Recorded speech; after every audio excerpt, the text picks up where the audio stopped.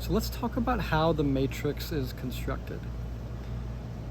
I want to go into an aspect of the matrix today, particularly these digital platforms that you're going to be watching this video on. Because this is an important thing to understand as far as a framework when you're looking for the right information to consume and then using that information to form your beliefs. So when it comes to how we even form our beliefs, human beings are social hierarchical creatures. So naturally, for our own safety and our own just well-being, we need to look to others to form the right beliefs to protect ourselves and protect our families. Now, the thing that makes the matrix so hard to break out of, and also even exponentially harder than it might have been in the past, is the fact that so much of our lives are spent on screens. That there was data recently of how many hours the average person a day spends on screens. And I don't want to put that on anyone, because most people who watch my stuff are anything but average. But the point is, even for someone like me and for people who are very above average and very intelligent, you're spending a lot of time on a screen, most likely. And that screen time is spent, consuming information and probably working or doing other stuff, hopefully.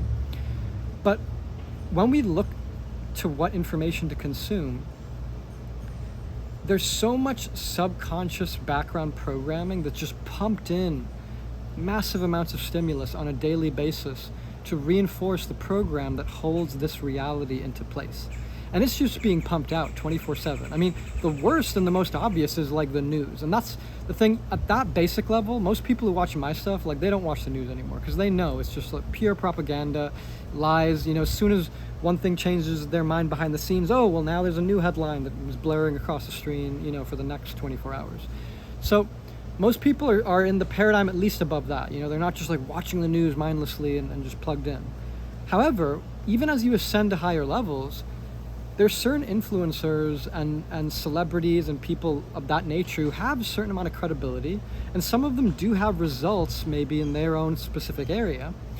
But when it comes to the actual nature of this reality, and particularly when it comes to private trust and doing it in a very nuanced, specific way that we do in our community, most of these people are just way off. And even if you're 1% off, that 1% is enough to just completely fuck the whole thing.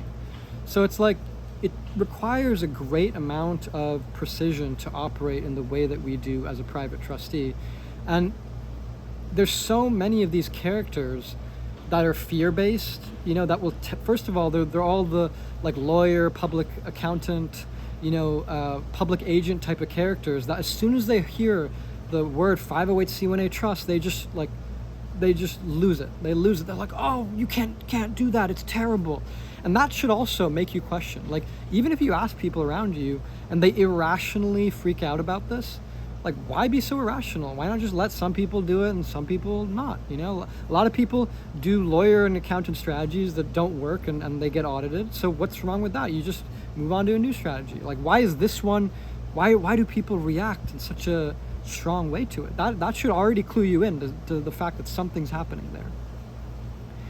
And that's where it primarily stems from for a lot of people, is not just these financial influencers who appear on the surface to have certain financial knowledge because they have hundreds of thousands of followers, and it's oh, well, that guy talks about money and he has got a lot of followers, so he probably knows something.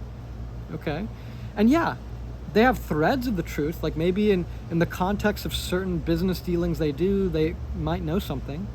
But when it comes to, again, the nature of this reality and the nature of this trust in particular, do they understand that? And the answer is probably not.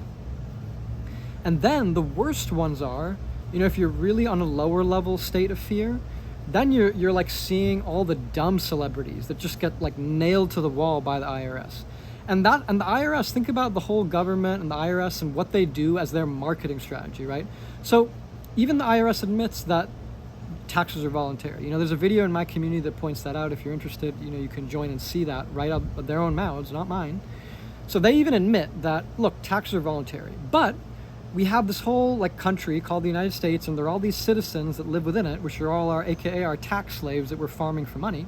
So how do we market to our citizens in order to make them pay taxes every year? Part of how they market is through their public agents, which, you know, people pay these public agents to then pay taxes, which is also interesting. Like, they make a lot of effort to stay a slave. But even the people that don't want to do that, they're afraid because they see, oh, well, what if I go to jail? You know, what about all these other people that have gone to jail? And that's how the IRS markets, is they basically, the government will bait certain people into doing these stupid deals, and then they'll just pin them to the wall publicly in front of everyone to see, because, oh, look at that celebrity, they're famous, so they probably knew something, even though they just signed their soul, and that's how they became famous and got a lot of money and all this other stuff. But because that guy has got a huge following and he got pinned to the wall, now it's possible for that to happen to you too.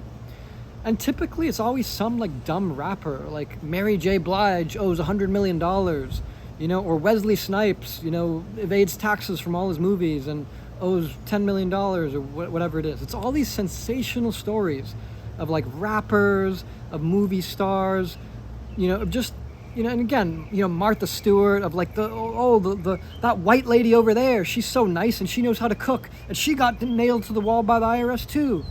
So it's like, it doesn't matter. It doesn't, you know, matter.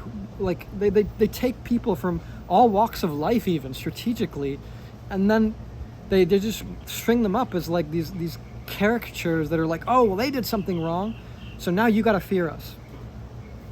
So start realizing, you know, that this aspect of the Matrix is all a show. It's all a performance being put on for us. And, you know, we got to remove that programming and start looking at actual proof of what works and what doesn't. And specifically in the context of what you're trying to do. Like, if you're trying to make money in business, sure, there's other business gurus and people out there that I'm sure could help you. But if you're trying to create an irrevocable trust and not pay any taxes whatsoever, and run basically any type of business out of that, and serve God in a way that's peaceful, and that is what I've done. That's what we specialize in doing in our community, with hundreds of other trustees that are actively doing this, and thousands in my community. So I'd encourage you to click the link below this video and join, and, you know, just see how other people are doing it the right way, and not the fake influencer celebrity way. Because that way is a way of fear, and it's a way that's just going to lead to complete disaster, obviously. So let's do things a bit better, people. So I'll see many of you in there, and for the rest of you, good luck on TikTok and believing the next trend and believing all the little bits of like financial advice that's bite-sized and easy to swallow on, because all of that, it's not going to send you to a good place.